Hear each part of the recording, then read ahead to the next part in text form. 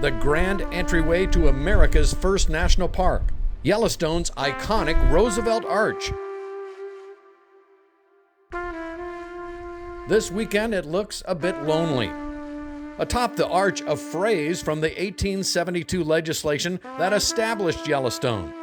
It reads, "For the benefit and enjoyment of the people." Unfortunately, for the time being, the people are missing. Right now, my gallery would usually be full of people. The parking lot would be full. So yeah, quite a stark difference. Hoff's Yellowstone Wild Gallery is one of a handful of stores that are open. Hoff is hoping that his online business can help him survive this latest setback. Between COVID, the fires we had 2 years ago, more COVID, and now the flood, I'm waiting for the volcano to blow or an earthquake to happen. We just keep getting knocked down and getting back up. Shawn Darr and her husband Jim own the Little Trail Creek cabins on the edge of Gardiner. Today they're just trying to figure out how to deal with a 90% drop in business. Just that one road has cut us off from our lifeline, and we are looking at probable loss of most revenue for the entire year for everyone in town. It was rough watching the devastation as it unfolded, but coming from a nursing background, to learn that everyone's okay. There was no loss of life, no injuries. I mean, it is just a miracle. At the Gardiner market, owner Scott Demery is offering free water to anyone who needs it. Water, honey? Yep, what do you need? Don't be lying to me. Have we heard anything about the water?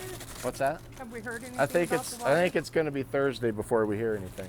The town remains under a boil order until the Gardiner water system is deemed safe. I'm really concerned about the smaller businesses. We'll be fine. Some of the bigger businesses I think can weather it okay. There's a lot of independent businesses that kind of keep this town running in the summertime that I'm really concerned about.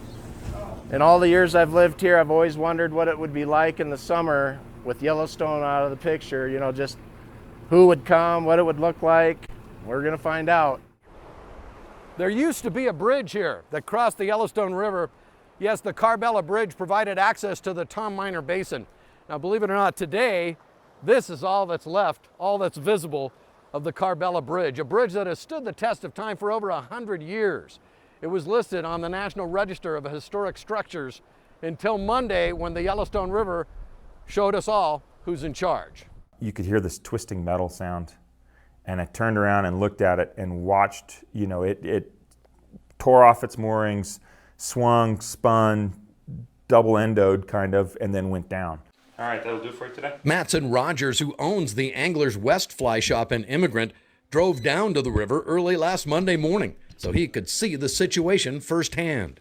The amount of debris that was coming down the river Monday morning was unprecedented. It was loaded. Huge trees, chunks, sections, all kinds of just debris was crazy. And I'm going to guess to say that all of that was piling up and pinned against that bridge, and that force of it coming out of the canyon, it just couldn't take it anymore.